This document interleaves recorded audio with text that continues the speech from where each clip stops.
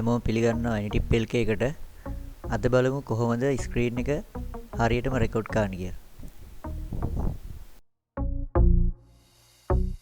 මුලින්ම Google එකේ type කරන්න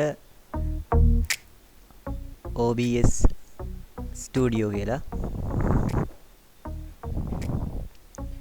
ඊට පස්සේ උඩ මේනේ ක්ලික් කරන්න ඕන.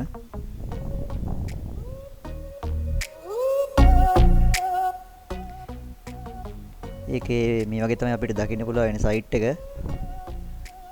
Windows එක ඔටෝම සිලෙක්ට් වෙලා තියෙනවා. Windows version එක. මෙතනින් zip version එකක් හරි setup එක හරි download කරන්න පුළුවන්.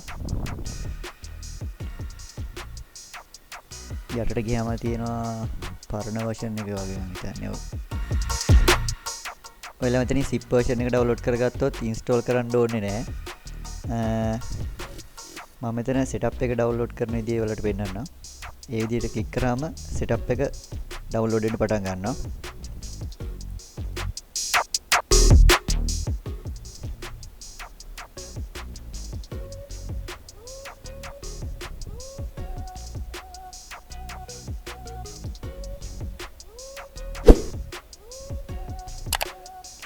download කරලා ඉවරනම් පස්සේ ඔයාලට මේ විදිහට setup එක බලා ගන්න පුළුවන්. install කරන විදිය නම් කියන්න යන්නේ නැහැ. මොකද ඒක එච්චර කියන්න දෙයක් නැහැ. ඔයාලට නිකම්ම open කරලා next දෙන්න වැඩි දෙයක් කරන්න නැහැ. මොකුත් වෙනස් කරන්න එපා. ඊට පස්සේ ඔයාලට මෙන්න මේ වගේ interface එක බලා ගන්න පුළුවන් මේ software එකේ.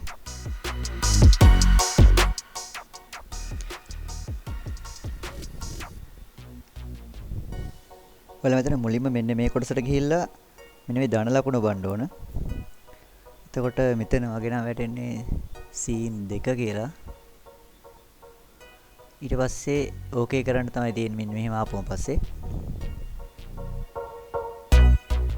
ඔයාලා දැක්කත් දන්නේ නැහැ මෙතන display capture කියලා එකක් තමයි select උනේ. ඒකින්ද ඔයාලා මෙන්න දෙවෙනි කොටුවට ඇවිල්ලා මේ විදිහට display capture කියන එක මේ ධන ලකුණ ඔබලා select කරගන්න. ඊට පස්සේ ඔයාලට මේ විදිහට record කරගන්න පුළුවන්. record කරන්න ඉස්සරම ඔයාලා මෙන්න මෙතන දැන් නම් stop recording කියලා තියෙන්නේ. දැන් record වෙන ඉඳලා නැත්නම් එතන තියෙන start recording කියලා.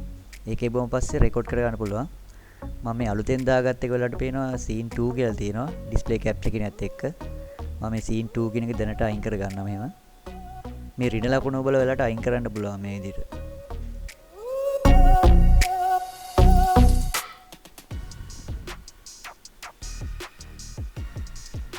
ඊයගෙන් ඔයාලට පේනවා මෙන්න මෙතනින් අවුල්ලා එහෙට මෙහෙට වුණොත් එහෙම ඔයාලගේ ස්ක්‍රීන් එක හරියට රෙකෝඩ් වෙන්නේ නැහැ. ඒකට කරන්න තියෙන්නේ ඔයාලා මෙන්න මේ යටට ආවන් පස්සේ මෙතන ලොක් එක තියෙනවා. අන්නේ ලොක් එක අන්ලොක් වෙලා තියෙන්නේ.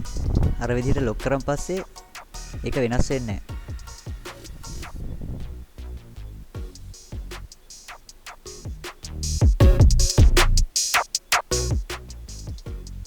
ඔයාලට දැන් යට කොළ පාට desktop audio mic recording වෙන ප්‍රමාණය බලා ගන්න පුළුවන්. setting වලට ගියොත් එහෙම ඒකේ general යටතේ අපිට තියෙනවා මේකේ theme ටික මම එකින් එක දාලා පෙන්නන්නම්. ඒක තද කළු පාටක් වගේ එන්නේ. මේක තමයි තියෙන version එක. සුදු පාටක් තියෙනවා. මම තිබ් එක ආපහු දා ගන්නවා.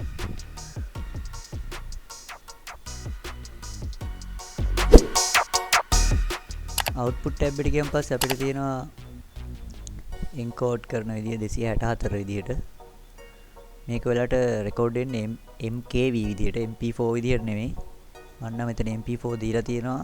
අනික දැන් රෙකෝඩ් වෙන ඉඳන් මෙතන වෙනස් කරන්න බෑ. නැත්තම් ඔයාලට මෙතන අඳුර වෙලා නැහැ. මේ විදියට ඔයාලට ඕන විදියට වෙනස් කරන්න පුළුවන්.